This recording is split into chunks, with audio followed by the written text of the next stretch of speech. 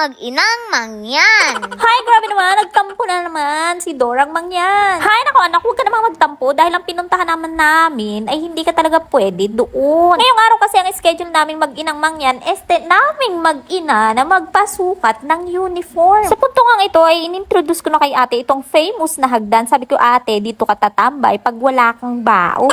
Ngayon nang sinukatan itong si ate girl at na-shook naman talaga ito si ating manunukat. Hay, naku anak, natuwa. May narinig ba kayong umaatungal na baka? Hindi po talaga baka yun. Nag-aalma lang talaga itong nababarinong si Dora. Hay, naku, to continue. Na-shook nga itong si ating magsusukat dahil sabi niya, ito daw si ate ang nasukatan niyang pinakamalaki. Ay, bigay dito, ang tawa ko dito. At ito pala si ate, hadya nang umabot sa kilikili. Usapan nga nito dalawang mananahe. Ay, naku ate, dito yata malulugi ang ating negosyo. Kami ilang yarda ng telang mauubos yata ng batang ito.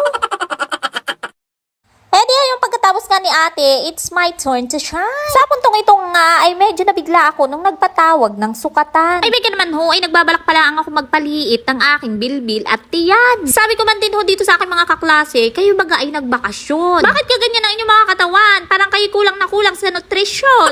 Ika ko nga, pumunta nga kayo dun sa amin at isasama ko kayo sa mga pinupuntahan kong punsyonan. Hay, naku man din, parang gusto ko mag-back out dahil nadinig pa naman ako sa unahan ng pila. Tapos ang sinusundan ko, oh my God, bukod sa maganda, ay ang sexy pa. Halala, alalang-alala na ako dahil baka nga masyok din sa akin itong si kuya. Oh my God, kuya, paki-adjust ng medyo maliit kasi wino-workout ko pa siya. Promise talaga, aabot ako ng pasukan nang maisusuot ko siya ng hindi niluluwagan.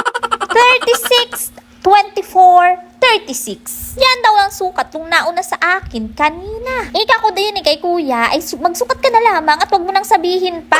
Abay kuya, hindi mo ba alam na pinaghirapan ko ng isang buwan ang figure ko na yan? Aba, napakahirap kayang mag-maintain ng figure coke na katawan. Yes, you heard it right.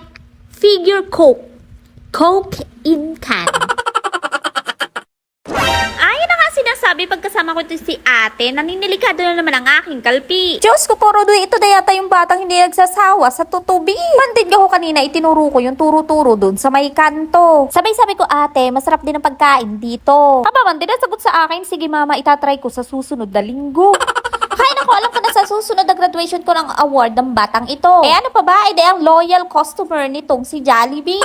Hindi ko man din alam kung saan pinaglalagay nito ang mga kinakain niya. Aba, ay kita nyo naman, nakakapangapit bahay pa ng plato. Sa totoong buhay po ng bata pa ito na ipa-check up ko na ito. Sabi ko, Dok, bakit mo kaya ring anak ko ay sobrang tako kumain na hindi naman tumataba? Alam nyo ga kung ang sagot sa akin ng pedya? Ay, mami, hindi nyo ga kita kung gano'ng kalalaki ang kanyang mga buto. Buti na lang talaga at hindi ka nagmana sa iyong ina. Abay, bakit ga naman ito si Simang makakain lamang ng isang tasang pinggan, buntat na agad ang tiyan. Jollibee pa kayo. Tapos, ang pasalubong niyo lang sa akin, pagkain ng kambing. Hay nako, nasan ang gustisya? Hay nako, ang lungkot ng buhay. Ang ulam lang ko ay gulay. Joke lang guys, paborito ko to, kangkong. Kain tayo.